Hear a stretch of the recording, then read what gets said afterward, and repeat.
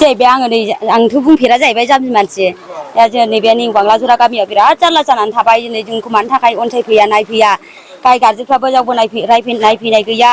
जों बिसिबां असान्थि जाबाय रिलिफआव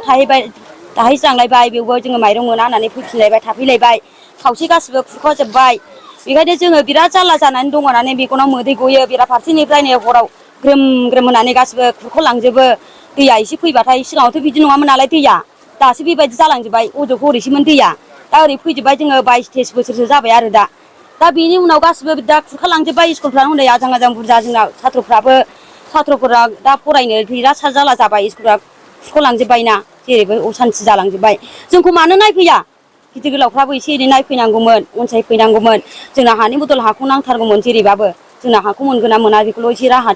लाहाबथारनांगोन एसेबाबो गिदिर गोलावफ्रा आरो आं बेखौ जोंनि बे निउ बांगालजरा एलपि स्कुल दा नैबे सोरमांगाया जोंनि स्कुलनि एकदम खाथियावनो आरो दा जोंनि टयलेट दंमोन टयलेटआबो थांबाय आरो किटचेन काम स्टर बेबो जास्ट थांनायनि लामायाव आरो थांखाबाय खाबसेयानो ओमफ्राय जोंना क्लासखौ जोङो बे दै सेराव लानो हायैनि थाखाय जास्ट ओरै अपोजिट साइडआव मोनसे कमिउनिटि हल दंमोन बेवहाय जों लायथ'बाय आरो टटेल जोंनि स्कुलाव गासै 78